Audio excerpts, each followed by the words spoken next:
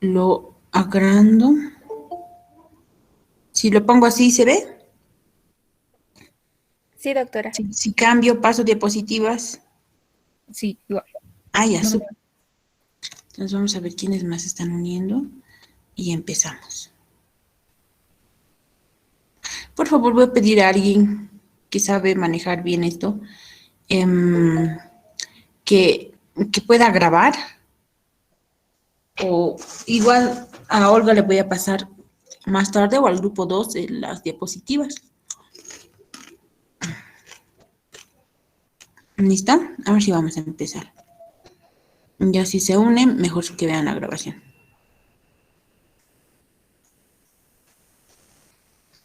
Ya, me escuchan, ¿verdad? En cualquier momento me interrumpen si es que se está entrecortando o no cambian las diapositivas, ¿ya?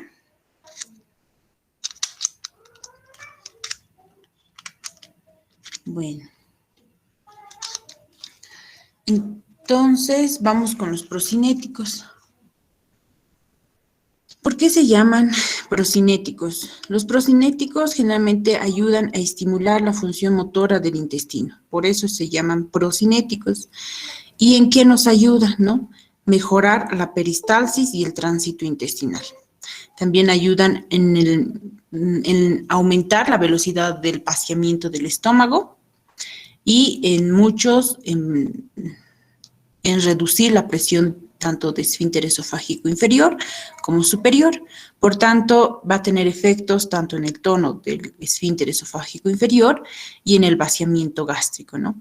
Lo que va a llevar a un aumento del vaciado gástrico y a un aumento del aclaramiento esofágico. ¿En qué patologías nos van a ayudar?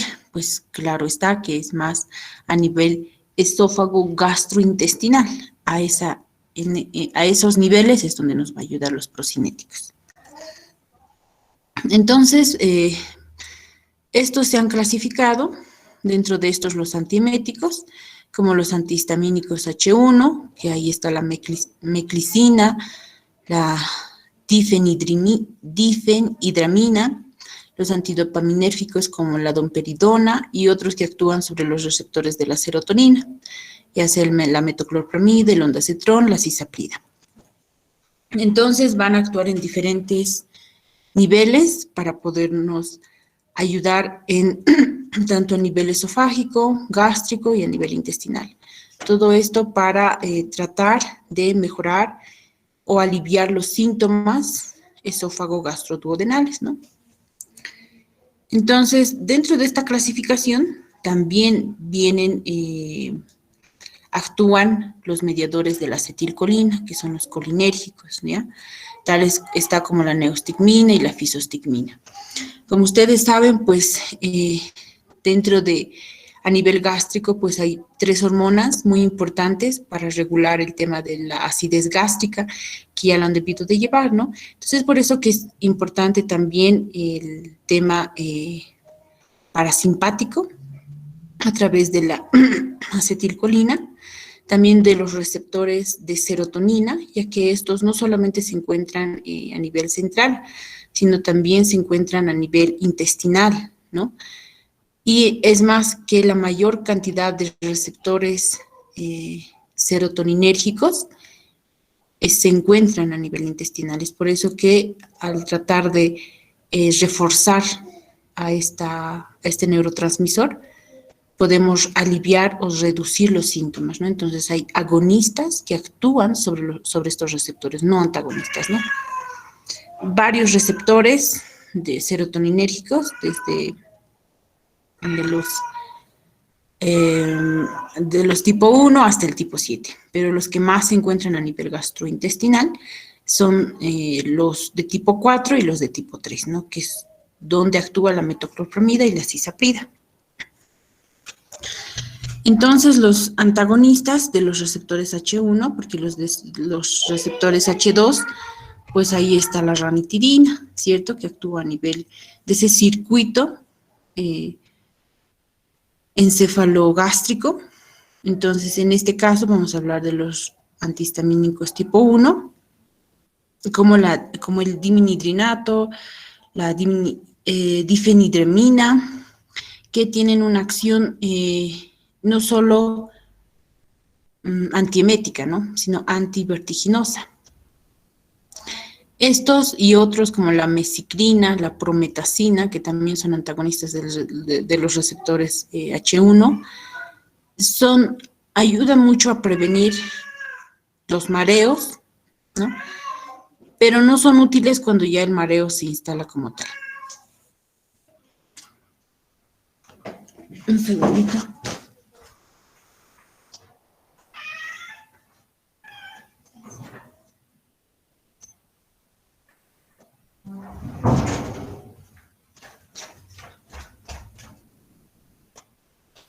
Ya, bueno, como íbamos diciendo, entonces los antihistamínicos tipo 1 no solamente actúan como antieméticos, sino también como antivertiginosos.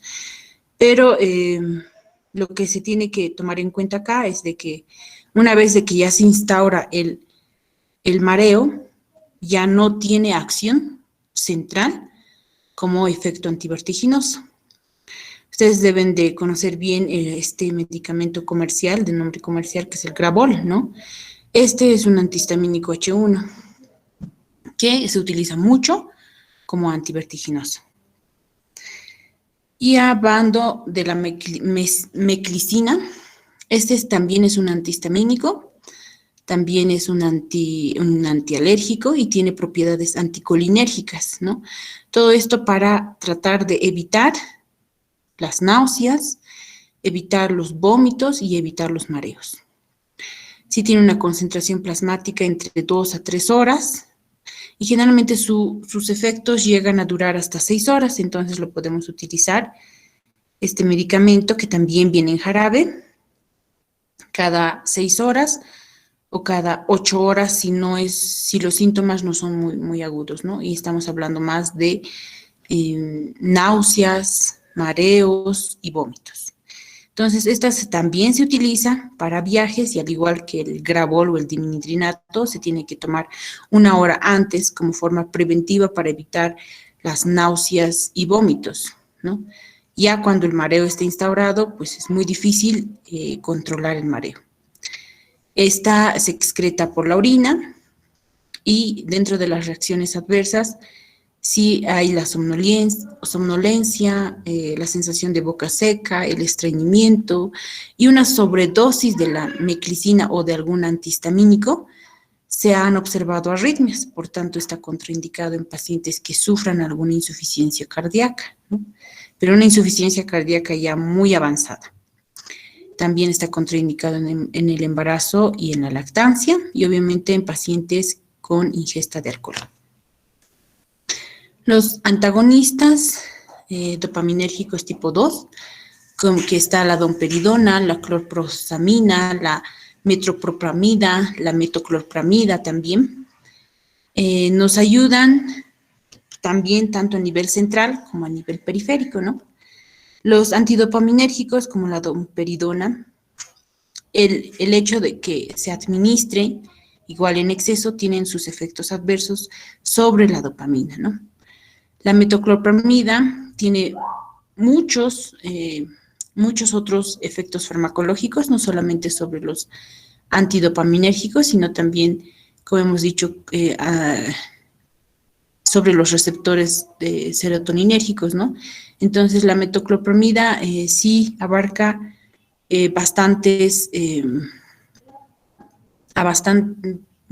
tanto a vía periférica, en muchos otros lugares a nivel gastrointestinal y sobre otros receptores. Entonces, en este caso, aquí se observa que también sobre los receptores de la dopamina. Hablando de la domperidona, ¿por qué decimos que tiene un efecto más central que periférico, a diferencia de la metoclopramida? Porque sí actúa a nivel central y a nivel periférico. Y actúa directamente sobre el centro del vómito, que vendría a ser la zona del gatillo, que se encuentra en la hipófisis, ya en el área postrema de la hipófisis, que es la zona del gatillo, ¿no? Entonces, es por eso que al ejercer efecto antiemético a este nivel, va a estimular el peristaltismo intestinal. No cruza la barrera hematoencefálica, por tanto no tiene efectos centrales extrapiramidales, a diferencia de la metoclopramida. La domperidona es un antagonista de los receptores dopaminérgicos tipo 2 y hemos visto en dónde actúa, tanto central como periférico.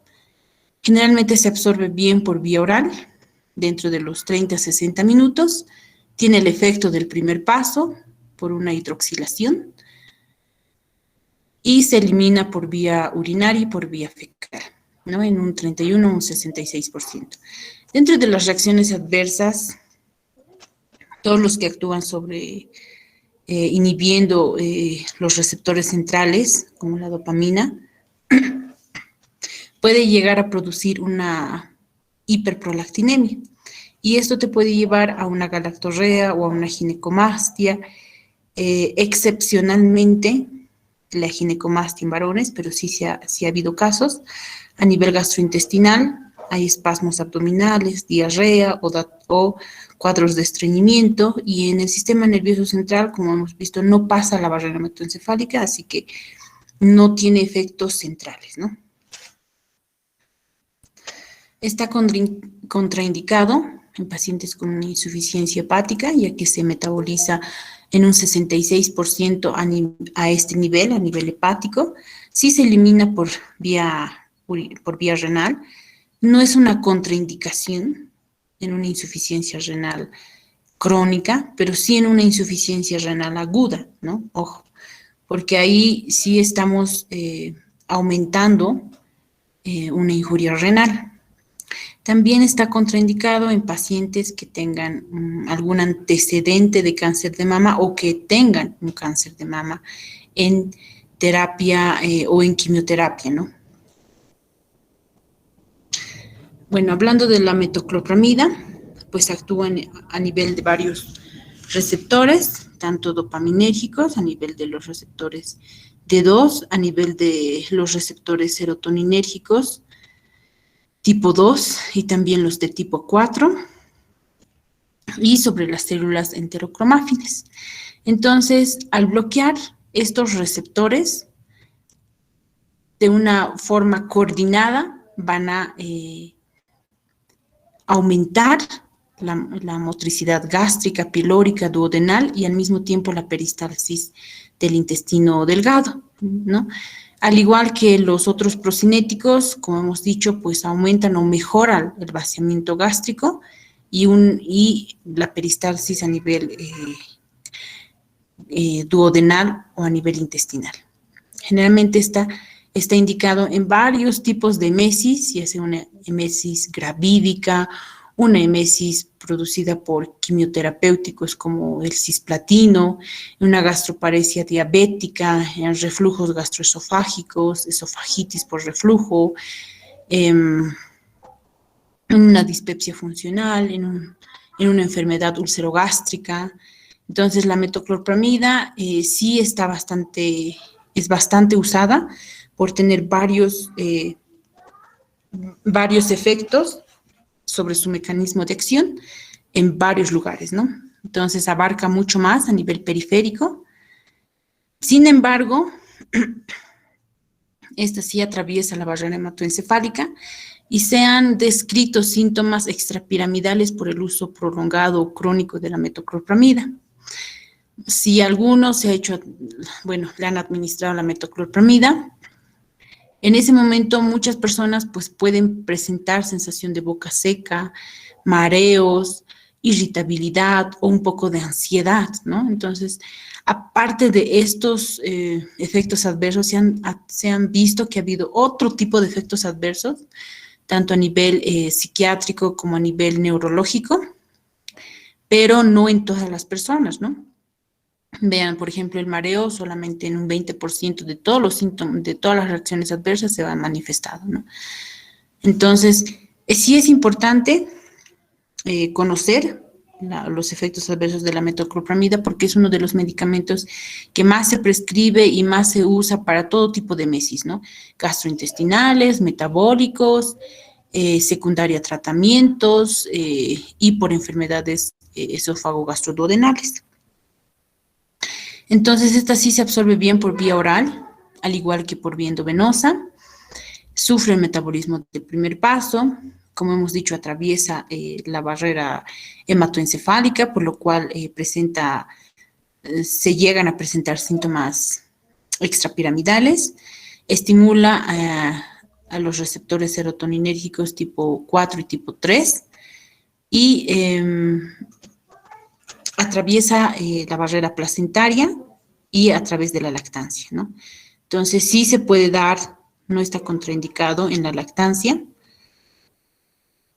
Y durante la gestación también se puede administrar durante los primeros meses, que es donde hay una emesis gravídica o una hiperemesis gravídica, donde sí nos ha ayudado bastante con los síntomas. Por eso es que se administra generalmente en la mayoría de los casos.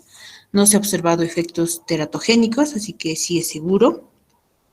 Pero los efectos adversos es con lo que nosotros tenemos que ver en qué tipo de paciente yo voy a indicar la metoclopramida. ¿Por qué es tan importante los efectos adversos? Y hago hincapié en esto, ¿no? Por ejemplo, a nivel del sistema nervioso central, si bien ha habido pocos efectos adversos, pero sí se han observado casos como convulsiones, un síndrome neuroléptico maligno en pacientes que han estado recibiendo un tratamiento, por ejemplo, antiepiléptico o un tratamiento quimioterapéutico, muy raros, ¿no? A nivel, ¿dónde quería llegar?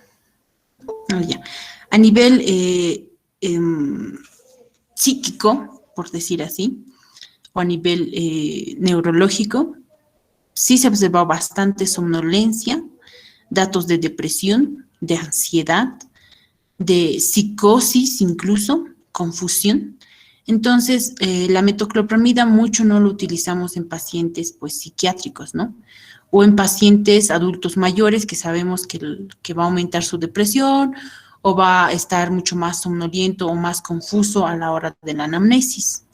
Entonces, sí hay muchos efectos adversos e incluso en mujeres que tienen algún componente psiquiátrico, pues tampoco se lo administra, mucho menos por vía endovenosa, ¿no?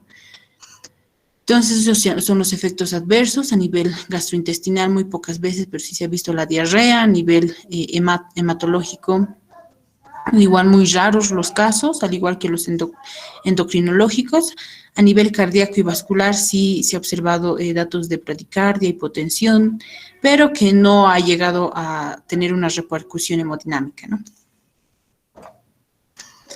Dentro de otras reacciones adversas, dentro de los procinéticos, aquí lo ponen, ¿no? La cisaprida, la metoclopramida, la domperidona, que son los más utilizados acá, porque acá no tenemos la itopridina o la cinataprida, pero sí tienen un efecto tanto procinético, antiemético, el mecanismo de acción sobre los distintos receptores y la metoclopramida, ¿no? Como hemos dicho, los efectos adversos más comunes que se encuentran son los síntomas extrapiramidales. Por ejemplo, el temblor, sequedad de boca, presencia de alucinaciones, que te va a llevar a agudizar un cuadro psiquiátrico. Entonces, mucho ojo con la metoclopramida. La domperidona, muy raro. Casi la mayoría no te produce síndromes o síntomas extrapiramidales. Y la prolongación de la QT, pues sí es más frecuente con la cisaprida y con la domperidona, ¿no? Entonces, también en pacientes, como hemos dicho, cardiológicos, con algún componente, cardiópata, crónico, no se debería de indicar o mantener por mucho tiempo ningún tipo de procinético. Dentro de los antagonistas serotoninérgicos que van bloqueando a los receptores tipo 3, va a estar el ondansetrón, granisetrón, tropisetrón, y estos también actúan a nivel gastrointestinal y a nivel del sistema nervioso central, ¿no? ¿Por qué? Por los mismos receptores serotoninérgicos que se encuentran tanto a nivel central como a nivel duodenal, ¿no?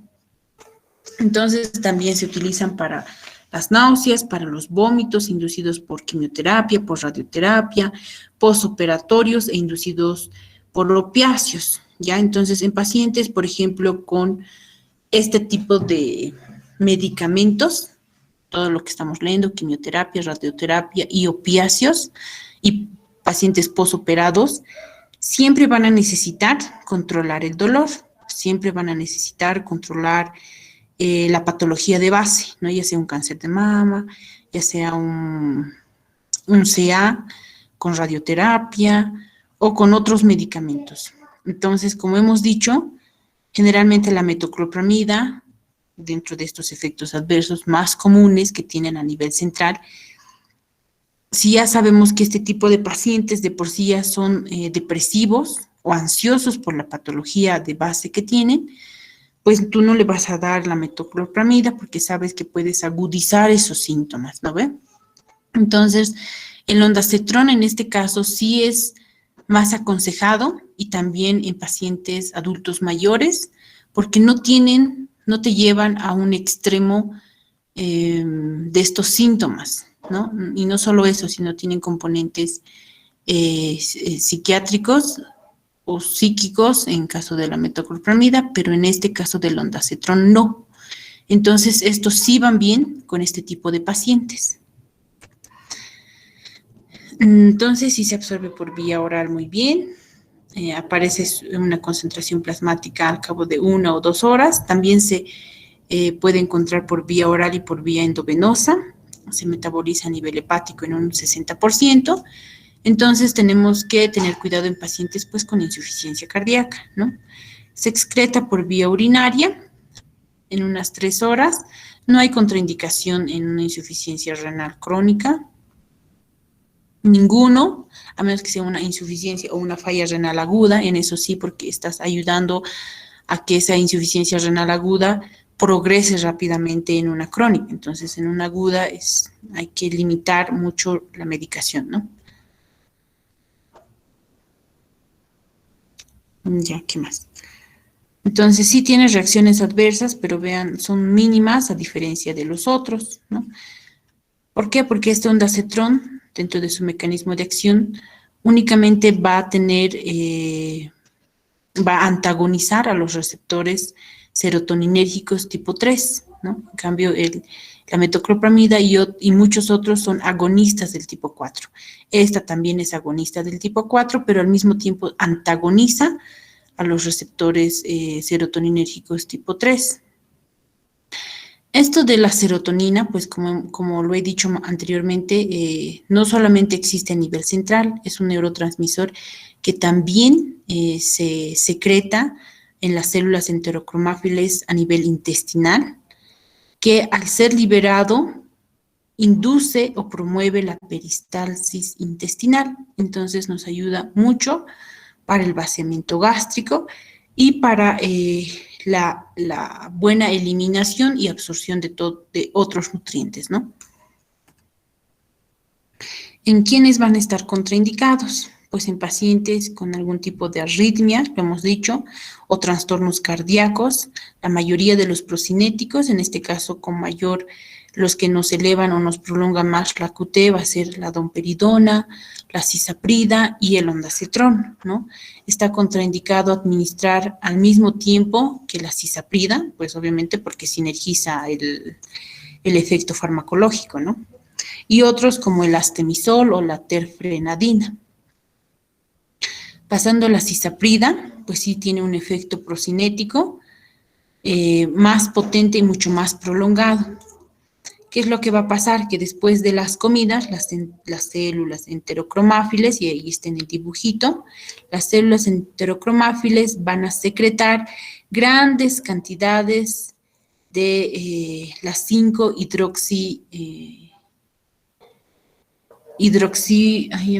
hidroxibutirato o algo así, que es la serotonina, ¿no? Hacia la circulación portal y hacia el lumen intestinal. ¿Para qué? Para facilitar o mejorar la peristalsis intestinal. Entonces, al mejorar la peristalsis intestinal, obviamente vamos a mejorar todo el aclaramiento de este esófago desde a nivel gástrico y a nivel duodenal, ¿no? Entonces, pero las células enterocromáfines nos va a ayudar más a nivel intestinal.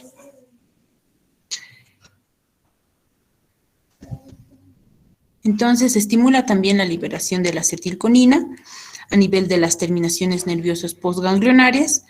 Tiene un efecto agonista, que es para liberar la serotonina sobre los receptores HT4 y antagonista sobre los receptores HT3. La cisaprida, al igual que el ondansetron, tienen el mismo mecanismo de acción, ¿no?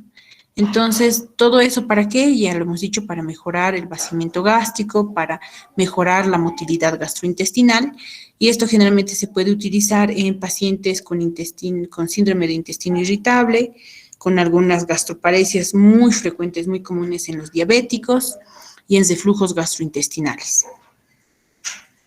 Entonces, la cisaprida se metaboliza en un 30 o un 50% a nivel del hígado.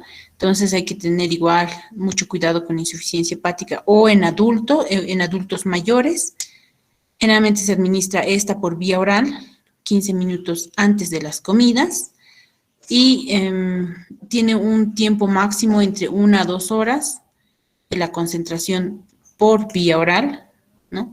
Se elimina a través de la orina y de las heces, y tiene una unión a proteínas en un 98%, lo cual explica el tiempo máximo de 1 a 2 horas, ¿no? Dentro de los efectos adversos, al igual que la mayoría de los procinéticos, por un efecto colinérgico, pues va a tener sequedad de boca, presencia de galactorrea, aumento de sed, a nivel gastrointestinal la diarrea, y a nivel cardíaco la cisaprida tiene trastorno tanto del ritmo cardíaco como de la prolongación del intervalo QT. Entonces, nuevamente lo repito, que pacientes con algún problema cardiológico o que tenga alguna cardiopatía de base, evitar usar o combinar la cisaprida con la domperidona y con el ondansetron, ¿no? No puedes sinergizar eso. Y además que como los tres son procinéticos, no vas a dar los tres al mismo tiempo, entonces hay que tratar de elegir otro tipo de medicación, en este caso la metoclopramida, ¿no?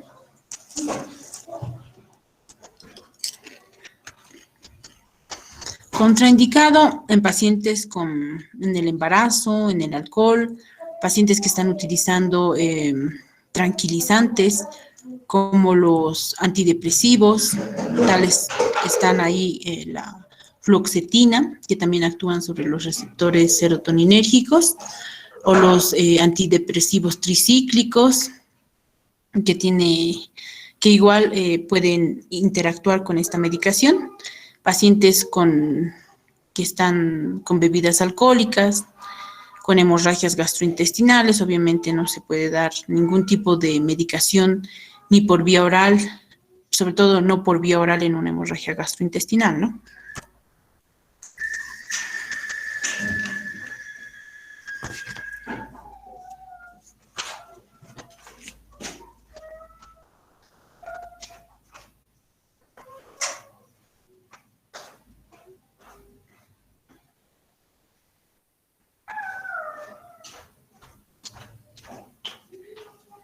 Ya. Bueno, eso dentro de los procinéticos.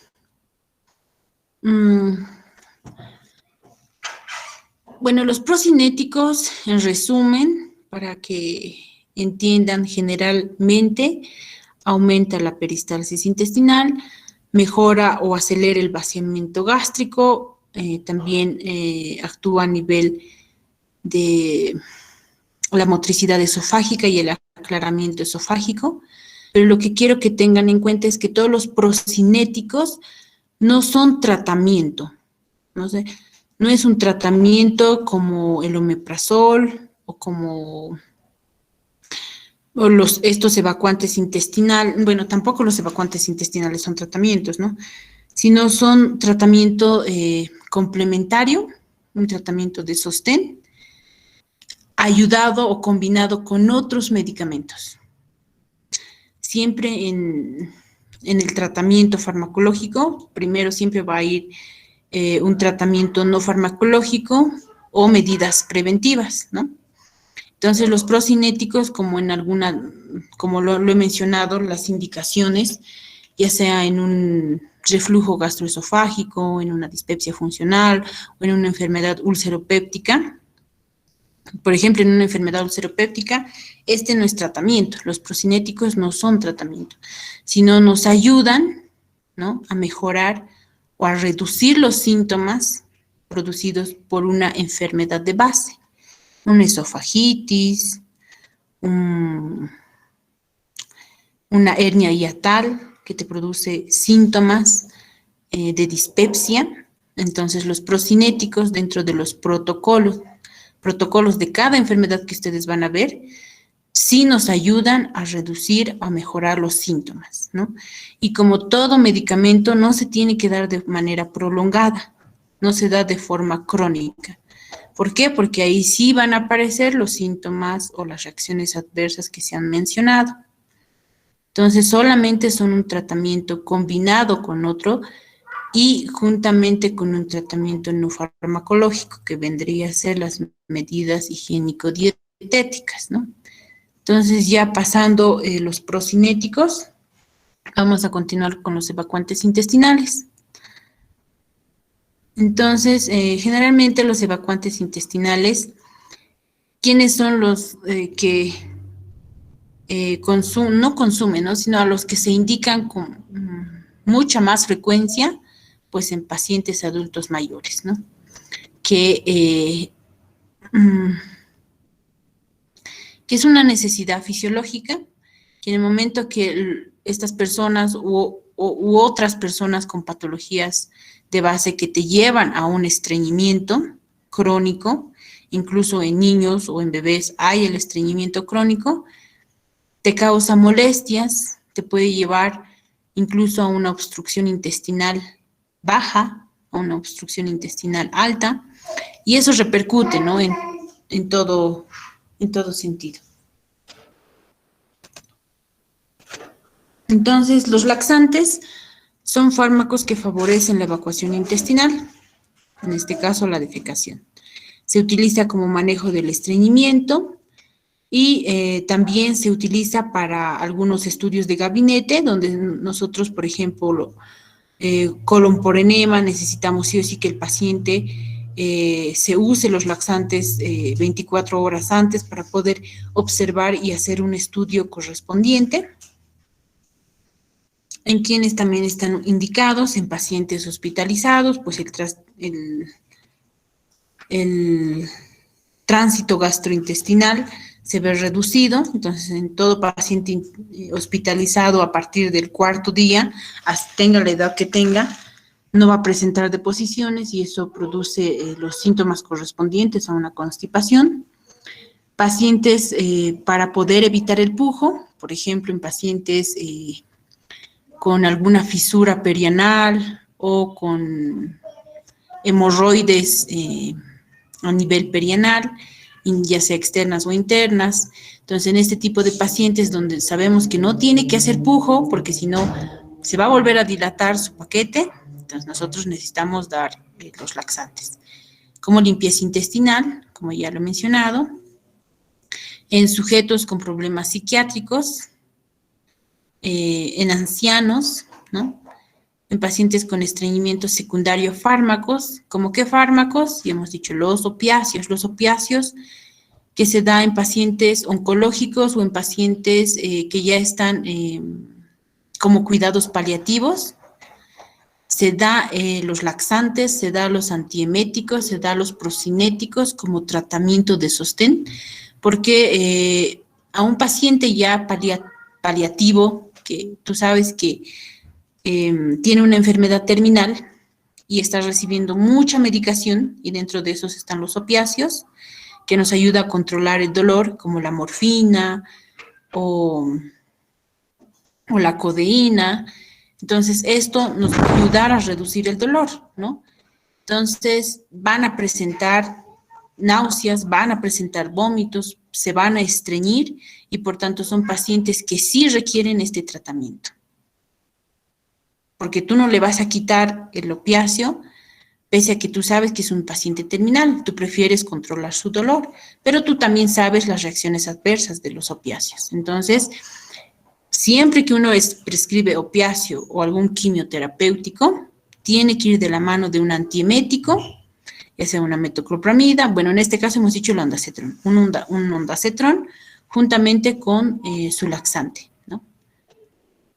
Estreñimiento por enfermedades intestinales, disminución del tono del músculo liso intestinal, secundaria a otra enfermedad sistémica, pacientes sépticos, chocados, etcétera. Entonces, dentro de estos laxantes están los formadores de masa, que aumentan esta materia fecal, ¿no? Provocando que las paredes intestinales promuevan la peristalsis y así favorecer su evacuación. Entonces, dentro de esto está el Psyllium plántago, que se administra por vía oral. Generalmente vienen sobres de 3.5 a 4.5 hasta 5 gramos.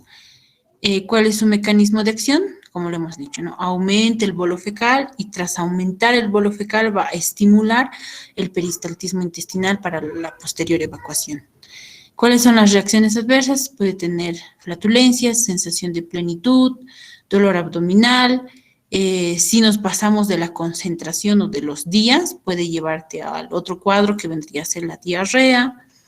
Entonces, sí hay que tener bastante precaución en pacientes que han tenido, por ejemplo, operaciones a nivel de colon. Puede ser por un secundario a vólvulo o secundario a una apendicitis y cada vez está constipado, y si nosotros damos esto, pues vamos a producir rápidamente otra obstrucción y esto se va a ir a una obstrucción intestinal y una impactación fecal, ¿no? Sí tiene interacciones con varios, como el litio, hierro, vitamina B12. No se debe administrar juntamente con la loperamida, ¿ya? Este también es otro opiáceo que evita o se utiliza como un antidiarreico, ¿no? Que también se da en pacientes oncológicos, paliativos o en pacientes ya terminales crónicos, ¿no? Entonces no se tendría que dar. Ese sería el plántago. Entre otros suavizantes que nos ayuda a aumentar o a favorecer que haya mucho más líquido a nivel del lumen intestinal y esto hace que reblandezca, que me parece una forma más fisiológica para así poderse evacuar, vendría a ser la glicerina y el docusato de calcio. En este caso, la glicerina, por ejemplo, tiene ese mecanismo de acción de reblandecimiento de la materia fecal y provocar la evacuación del colon, ¿no? El uso crónico de la glicerina, pues puede provocar una irritación local, ¿no? Que son generalmente los laxantes de glicerina que se administran directamente como supositorios, tanto en adultos como niños.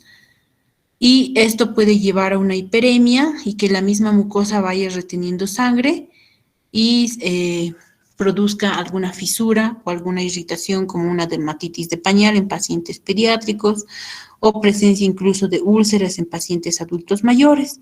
Entonces, como les vuelvo a recalcar, ninguno de estos medicamentos se tiene que usar de manera crónica, ¿no? Así sea un paciente adulto mayor que sabemos que tiene cuadros de constipación, no es oportuno, no es lo recomendado usar de manera crónica. ¿Por qué? Por los efectos adversos que se va a encontrar posteriormente. Dentro de los laxantes a nivel osmótico, donde aumenta la osmolaridad y así va a aumentar el volumen del contenido gástrico y eso va a favorecer la peristalsis intestinal a través de las paredes y va a favorecer obviamente la posterior evacuación. Eso por ósmosis, bueno, aumentando la presión oncótica. ¿Qué medicamentos? La lactulosa, el hidróxido de magnesio, también conocida como la leche de magnesio, y el polietilenglicol. Entonces, justo el tilenglicol, que tiene una concentración ya sea en sobre, también tienen en jarabes. El mecanismo de acción es aumentar la presión osmótica, ¿no? Hacer que las moléculas que se encuentran presentes a nivel del lumen intestinal hagan que las paredes del lumen intestinal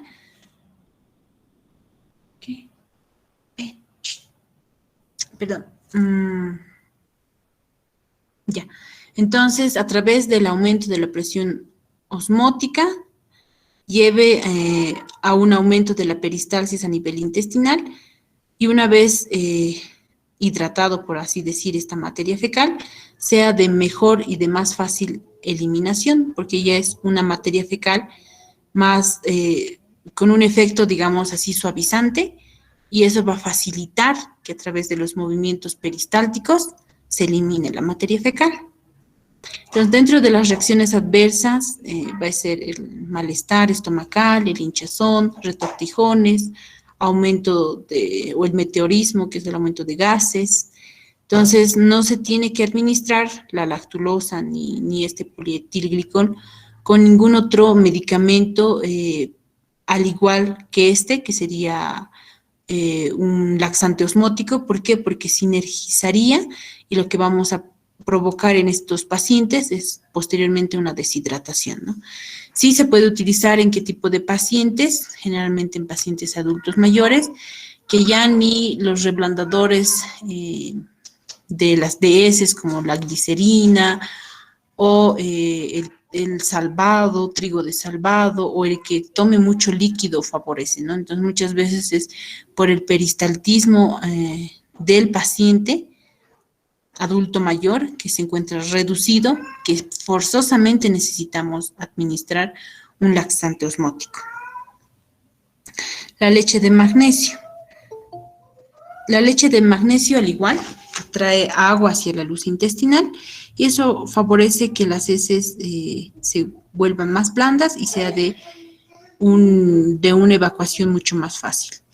El otro extremo es que lleve a una diarrea y la interacción pues puede llegar a ser con antidiabéticos, con las sulfonamidas, la clorpropamida o la clorpromacina, que también tiene otros efectos a nivel gastrointestinal. Entonces, tengamos, por ejemplo, en pacientes diabéticos como el uso de la glibenclamida, pues ya un paciente diabético, dentro de toda la fisiopatología que corresponde a un diabético, requiere mucho para compensar su azúcar de líquidos, ¿no? Y si a eso nosotros le damos estos laxantes osmóticos, lo que le estamos quitando a este paciente diabético es líquido. Y ellos necesitan líquido o hidratación para que el estado de hiperglicemia retorne nuevamente a su normalidad. Necesitamos que ese ambiente osmótico producido por la glucosa se diluya, por así decir, ¿no? Con la hidratación en un paciente diabético. Y si yo administro laxantes osmóticos, pues le estoy quitando esa hidratación, más o menos. Los estimulantes por contacto, por ejemplo, los senócidos, que se utilizan bastante en pacientes con estreñimiento crónico. Estas sí se emplean de forma más segura en el embarazo, durante la lactancia, en pacientes con alguna enfermedad intestinal como un síndrome de intestino irritable o enfermedades como la enfermedad de Crohn, que viene con cuadros de constipación. Esto estimula a nivel de las terminaciones nerviosas, a nivel de los plexos nerviosos de Meissner, estimulando la peristalsis, ¿no? Y así favorecer la evacuación intestinal. Sí es mucho más segura, se utiliza por vía oral, tiene un efecto entre las 10 a 2 horas después de su toma, una vez al día que se lo puede utilizar. Tiene sí reacciones, bueno, su mecanismo de acción de los senócidos vendría a ser, como ya hemos dicho, ¿no? Actúa sobre los plexos de Meissner, favoreciendo así la motilidad intestinal, y se utiliza generalmente en cuadros crónicos, donde la peristalsis ya no se puede estimular únicamente por contacto, ¿no? sino necesariamente requiere de estimular los plexos de Messenger, ¿no? Los plexos mientéricos de Messenger, ¿no? Entonces, dentro de las reacciones adversas en estos casos, en un paciente ya con constipación crónica, vendría a ser la flatulencia, dolor cólico, diarrea, náuseas y vómitos, eructos, ¿no? ¿Por qué? Porque hay mucho mayor retención de gases, porque no se está estimulando adecuadamente a través de un contacto directo con la pared intestinal, ¿no? Sino que tiene que hacer uso ya de otros componentes a nivel intestinal. Dentro de las interacciones, disminuye la absorción de los anticoagulantes orales. Entonces, en este tipo de pacientes anticoagulados, pues no tendríamos que utilizar porque ya no se va a absorber los anticoagulantes y son pacientes que requieren una anticoagulación prolongada. Entonces, los senócidos estarían contraindicados en pacientes que usen anticoagulantes orales, ¿no? No sería una contraindicación absoluta, pero sí necesaria porque si no, no va a tener el mismo efecto anticoagulante en pacientes ya sean cardiópatas, en pacientes vasculares con algún tipo de trombo. Entonces, en ese tipo de pacientes no se recomendaría los senócidos. Las contraindicaciones de todos los laxantes en general, de todos los estimulantes o de los laxantes vendrían a ser en casos de hipersensibilidad. Si algún paciente tiene algún tipo de alergia, algún tipo de componente de los laxantes, no se debería de utilizar. ¿Y eso cómo lo vamos a saber? Porque nos va a decir, ¿no? He tomado la lactulosa y he presentado datos de alergia. Entonces, no se debería de utilizar. En pacientes con cólicos, náuseas, vómitos, apendicitis, obviamente en cualquier cuadro agudo, no se tiene que utilizar ningún tipo de laxante, ningún tipo de procinético o analgésico, ¿por qué? Porque son cuadros agudos, muchos de estos quirúrgicos, que solamente vamos a solapar o vamos a silenciar el cuadro y no vamos a tener un buen diagnóstico, ¿no? Entonces no se debería de usar en estos pacientes. Debe evitarse el uso repetido e indiscriminado, ya que reduce la absorción de nutrientes, especialmente en los niños, ¿no? En los niños, en los lactantes recién nacidos, generalmente los padres pues se desesperan cuando ven que el pequeño no ha presentado deposiciones, entonces empiezan a comprar la glicerina. Y este estímulo que nosotros hacemos a nivel rectal, hacemos de que sea dependiente de la glicerina, ¿no? Entonces, no es aconsejado el uso crónico, mucho menos en niños, porque lo que hacemos es no solamente reducir los nutrientes, ¿no? Sino que también a lo posterior presentar reacciones locales a nivel perianal. No se debe de aplicar de forma repetida, ya que da lugar a una pérdida importante tanto de electrolitos como agua. En este caso, los laxantes osmóticos por sobre todo. Puede reducir la absorción de diversos fármacos, como ya lo hemos visto. Los senócidos, por ejemplo, que interactúan con los anticoagulantes, no estarían indicados.